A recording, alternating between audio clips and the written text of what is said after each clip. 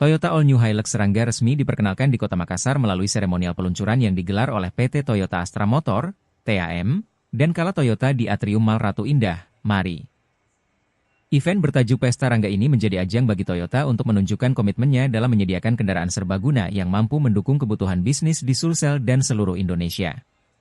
Mobil terbaru dari Toyota ini hadir dengan dua pilihan mesin, yakni bensin 1 TRV 2000cc yang menawarkan performa lebih senyap dan mesin diesel 2GD FTV 2400cc yang bertenaga dan efisien dalam penggunaan bahan bakar.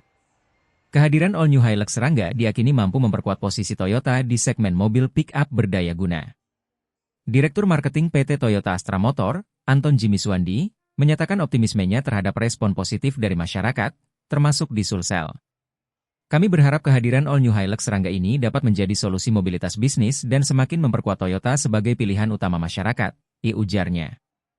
Tak hanya itu, sebelum peluncuran resmi, Kala Toyota telah mencatat inden lebih dari 100 unit.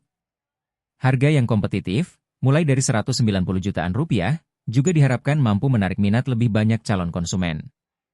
Selama event Pesta Rangga yang berlangsung hingga 27 Oktober 2024, pengunjung dapat merasakan langsung pengalaman berkendara dengan test drive serta menikmati berbagai promo menarik, termasuk cicilan mulai 3 jutaan rupiah dan DP mulai 10%.